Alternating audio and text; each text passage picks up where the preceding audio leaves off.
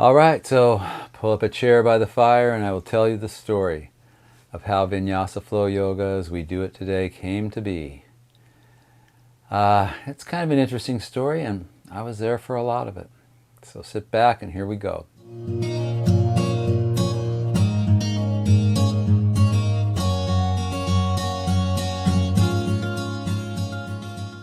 All right, so to launch my little blog here, I thought we would start with a discussion about the origins and the development of Vinyasa Flow Yoga. We do it, we love it, we teach it. So many people do it. Everybody knows what it is. If you do yoga, you know what Vinyasa Flow Yoga is. But it actually had a journey to get to where it is. And I thought that as someone who was there for a lot of it, I would sit down and share that with you.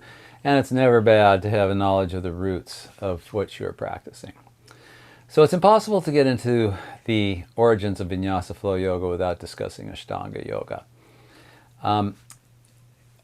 In the early 70s, Norman Allen and David Williams went to India searching for something. I doubt that they even knew what they were searching for. It was yoga related for sure, but probably didn't have an idea of what that was going to be. So they were staying in an ashram, and Manju Joyce, Patabi's son, came and did a demonstration of Ashtanga Yoga. He did the first series of Ashtanga Yoga, and they were smitten. That was what they felt, that's what they had been looking for. Manju told them that Patabi only taught Brahmin class Indians, and he was Brahmin himself, and that would be pretty typical of the class system in India back in those days. So Norman wasn't going to have it. David had to go back to California to get his visa renewed. Norman went to Mysore, and you know, there's a lot of legends and a lot of stuff gets spun in all these different styles of yoga, whether it's Ashtanga or Iyengar or whatever. But anyway, the story is that Norman hung out and bugged Patabi, ran errands for him, did things here and there until Patabi finally relented and said, "Okay, I'll teach you the Ashtanga Yoga." So he stayed there. Norman stayed there for a long time. He ended up getting a master's, I think, in Indian studies or something like that, but definitely accomplished a lot in the different series of Ashtanga. So David Williams comes back with Nancy Gilgoff, and they follow in Norman's footsteps, learning from Patabi. They go back to Encinitas and begin teaching. Brad Ramsey, Tim Miller, all these kind of people came out of that. Brad Ramsey was actually kind of ahead before Tim, and he was teaching Ashtanga Yoga down there. Now, what you got to understand is that all Ashtanga Yoga was done Mysore style. That's, then now they build out as a class where nobody talks and you do your practice and the teacher walks around and makes adjustments on you. That was the only way it was done back then. And when I went down there, Patabi and Manju came over in 1975. I'm not sure, I think that was the first trip. That was the first trip they made. I think that was the first one I went to, and there was an old church down in Lucadia. And an old church in Lucadia is sort of an Ashtanga legend. No electricity. And you went in, the pews were out of it, and there was a porta potty outside, and you went in there, and it was pretty much just follow that person. There was no cheat sheets. There was no videos on how to do it. You just followed along until you figured it out. That was the only type of teaching there was. There was no led Ashtanga, no taught Ashtanga. It was all done just silent. You do the practice, the teacher walks around, leans on you, does whatever. And that was how it was done. So David Williams and Nancy go back, they go to Maui. And so meanwhile, Brad and Tim Miller and these guys, they're perpetuating the Ashtanga thing in San Diego. And in Maui, it became so prevalent that it was called Maui Yoga or the Yoga or whatever. And it was like the main yoga that was done in Maui. And in there were a couple people that got into it that ended up taking the whole Vinyasa thing further. And probably the most notable one being Brian Kest. Brian started when he was 14 or something, did Ashtanga. And we'll just put that one in the bank there because he was doing his thing there. So at this point, this is the mid to later 70s, And Bikram comes over. And this doesn't have necessarily anything to do with Ashtanga yoga, but it's coincidental that right around that same time, Bikram came and opened his place in LA and started teaching hot yoga to all the actors and famous people. And so that lineage kind of started going at the same time. Well, at the same time, Iyengar had done his book, Light on Yoga, in 1966, and Iyengar yoga was taught in Europe a bit, especially England, but it hadn't really gotten a foothold in the United States until the Iyengar Institute was opened in San Francisco in 1976. So you had these were the three main branded lineages of yoga at that time, and they stayed pretty pure to what they were as you went through the 70s and into the 80s.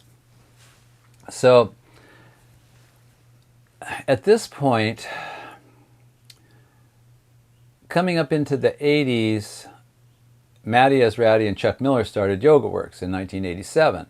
Now, Chuck Miller was an Ashtanga guy. Matty had done a lot of Ashtanga. They're even in Patabi Joyce's videos that he did back in those days, which I'll share some of that media stuff with you down the road here.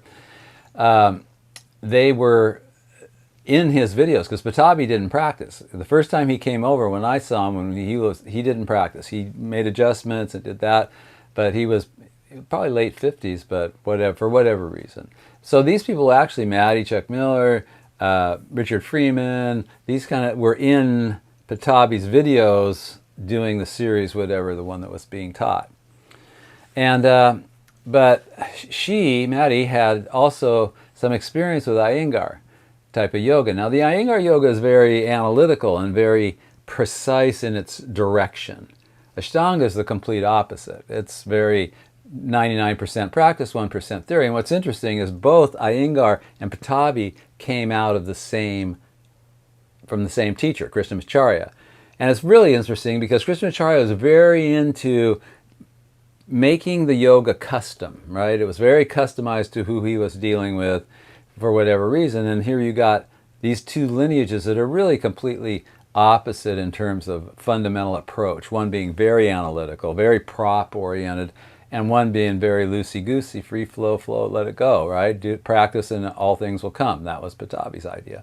But they both came from the same teacher, that shows you really how the older yoga was taught and dealt with. And even Patabi, when he started teaching Ashtanga, would vary it depending on, in the Indian world, he had his series, this was all put together for the Westerners, off we go, here it is. But from what I understand, having been to India and taking a class from a guy who was one of Patabi's, he was an Ashtangi, he had done it, and his style and his method was quite different from the typical series that we see in the United States. So that would just show that Patabi tweaked things depending on who he was dealing with on the level of the Indians, right? I guess the Westerners, he figured, here you go, have at it. So at that point, these styles of yoga are they're staying pretty pure to who they are. Bikram, Ashtanga, and Iyengar. And then the other style that you would see in a yoga studio when they finally started opening yoga studios would be Hatha. So there wasn't a Vinyasa flow. There was Ashtanga, Iyengar, Hatha. Bikram was in his own world because that was all he did. So at this point, we start getting up into the 80s, and people start thinking, maybe for the 35, 40-year-old American that comes rolling in, this Ashtanga series is a little gnarly. And in fact, it is gnarly. If you do the way it was done then, with all the jump throughs and throwing push-ups into your vinyasas and all that, it was brutal. And it's great if you're in your 20s, right, and you're athletic, you can go for it. So they start tweaking it. And power yoga was the first sort of spin-off. And you had Beryl Binder Birch, Brian Kest, and Baron Baptiste all labeled theirs power yoga, but they all came from different places. Brian was full-on Ashtanga, Beryl Binder too as well, but Baron Baptiste had been a Bikram guy and had some Ashtanga experience. So they blended things together a little bit differently. And that became their brands. And so I just want to share some of the media with you guys through all of this. So the first books of yoga that were modern hatha style yoga, and that came across, everybody will tell you Light on Yoga by Iyengar. It came out in 1966, and of course the Iyengars, it's the greatest thing that ever happened, and there was nothing else like it before. But actually, the book that I learned yoga from came out in 1960, which is the complete illustrated book of yoga. Now, Iyengar has more postures and all that in it, but both books break down the postures quite well. And Vishnudevananda's Swami was Shivananda, and he had books out too that my mom had, which I don't have any of those. But I'm sure he had the same type of stuff in it. But that predated all of this Ashtanga, Iyengar in the 70s, and all the other stuff that came along. So then you started getting into the modern era of books, and you ended up with the books like we have here. We have the Practice Manual by David Swenson, which is a fantastic book. If you want to see the Ashtanga postures displayed very clearly by a body that has those lines that can display it, it's a great book just to reference for that, if nothing else. You had Bikram's book came out before that in the 70s. I think it came out in 76, and it just goes through his basic 26 postures with his little talk and pictures of movie stars and people like Julia Prowse and whoever doing the postures. It's really quite quaint. And then you would get Baron Baptiste came out. This is later in the 90s when he came out with his Power Yoga book.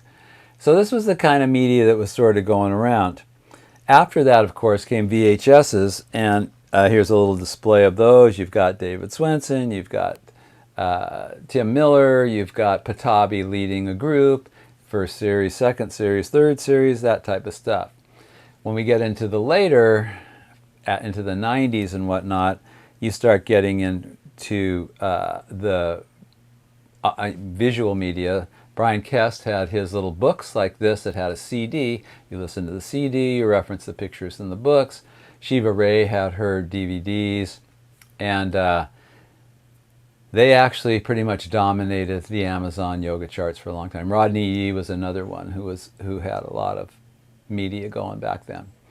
So anyway, they start saying, okay, well, we need to modify this stuff to make it easier for people and just legit. It's legit. This is legit. So naturally, the Ashtanga people freak out. You're diluting it. You're screwing it up, calling it power yoga, and there's always going to be conflict in politics in any group of people, and yoga people they're no exception. They're just the same.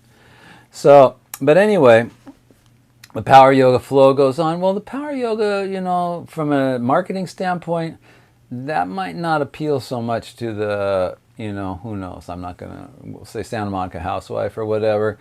And so the vinyasa was the common thread in between power yoga and Ashtanga. It was what they took, and they just did their own sequences. And there's, I don't really have a problem with any of that.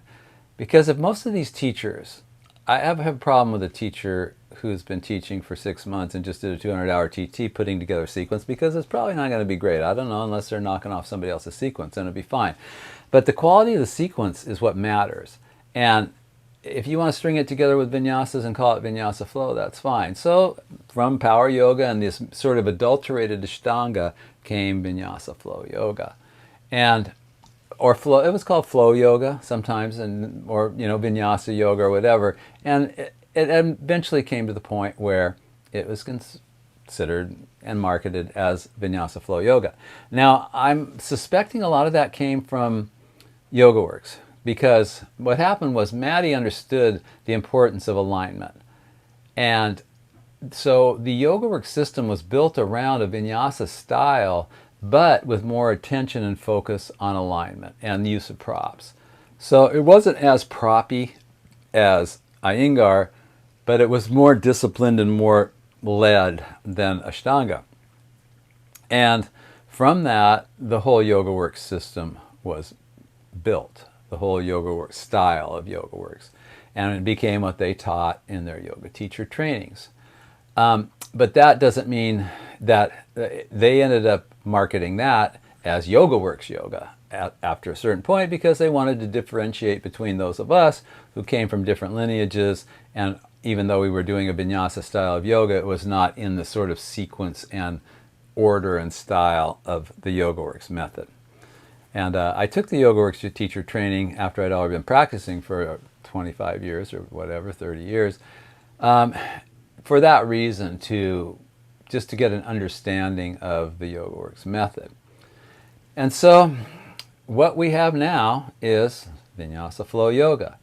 The problem is that without knowing that history and that lineage and those references from which it came, a lot of what's being marketed and put on the schedules as Vinyasa Flow Yoga isn't really, aside from the fact that it might have some vinyasas in there or some sun salutes or something like that.